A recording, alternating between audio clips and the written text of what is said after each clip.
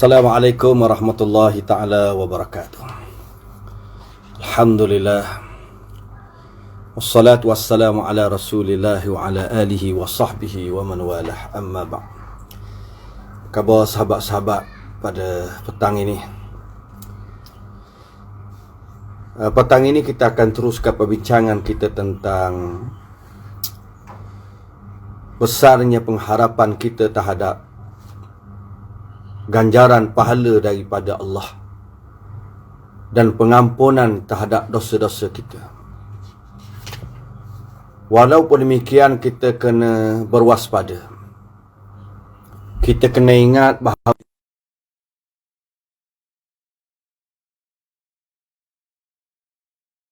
dosa-dosa yang kita lakukan yang menjadikan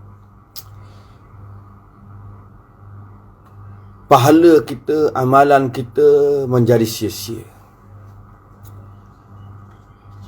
Di antara amalan yang membatalkan pahala-pahala amalan soleh yang kita lakukan, yang paling besar ialah syirik kepada Allah. Syirik kepada Allah. Para ulama menyebut ada 3 amalan yang besar. Kita kena jauhi sungguh-sungguh 3 ni. Yang pertama, syirik kepada Allah. Yang kedua, derhaka kepada kedua ibu bapa. Yang ketiga, lari daripada medan peperangan, perjuangan, berhadapan dengan musuh. Kata Nabi sallallahu alaihi wasallam, salasatun la yanfa' ma'ahunna amalun. La yanfa'u ma'ahunna amalun. 3 amalan ataupun 3 perbuatan, sesuatu amalan salih tidak akan memberi manfaat kepadanya bersama dengan 3 dosa ini. Asyirku billah, yang pertama syirik kepada Allah. Yang kedua, uququl walidain, derhaka kepada kedua ibu bapa. Wal firar minaz zahfi, lari daripada medan peperangan. Di antara syirik yang kadang-kadang bila dengar syirik ni, orang kata saya dah syirik, saya dah beriman pada Allah, saya bukan sembah patung berhala, saya bukan penganut Buddha, saya bukan penganut Hindu, saya bukan penganut Majusi, saya dah orang Islam. Di sana ada satu syirik, walaupun Muslim, tetapi ada syirik yang tersembunyi, iaitu riya. Wa minasyirkil khafi ar-riya, daripada syirik yang tersembunyi itu ialah riya. Melakukan amalan kerana kita nak tunjuk pada orang. Kita buat kuliah kerana nak tunjuk pada orang.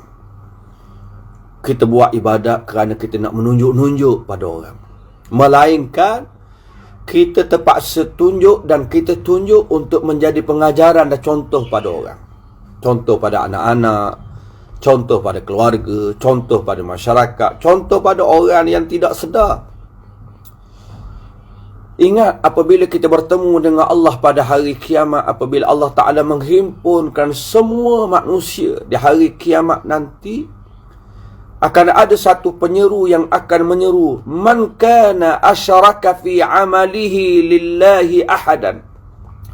Sesiapa yang menyekutukan seseorang pada amalannya dengan Allah Subhanahu wa ta'ala, maka hendaklah dia meminta pahala dan ganjaran daripada orang itu. Fa innallah, sesungguhnya Allah, aghna syuraka an syirki, adalah orang yang tidak adalah Allah adalah Tuhan yang tidak berhajat kepada rakan-rakan kongsi dalam penyekutuan ini. Allah Ta'ala tidak berhajat. Sebab itulah kata Nabi sallallahu alaihi wasallam, basyir hadhihi al-ummah bis-sana, khabar gembira kepada umat ini dengan kehebatan, war-raf'ah, ketinggian, wad-din, dengan kekuatan agama, wat-tankin, penguasaan fil ardi, di atas muka bumi ini. Faman amila minhum amal akhirah lid dunya, tapi ingat, sesiapa yang melakukan amalan di kalangan kamu, amalan akhirat kerana dunianya, lam yakul lahu fil akhirati min nasib. Tidak ada bahagian sedikit pun ganjaran pahala untuknya di hari akhirat nanti. Inilah yang paling kita takut, inilah yang paling kita bimbang, iaitu syirik yang tersembunyi, syirik yang ada di dalam hati kita, yang membuatkan terbatal amalan besar yang kita buat, sembahyang kita buat. Jika ada syirik kepada Allah, jika ada riak pada Allah, terbatal amalan sembahyang kita, ya Allah.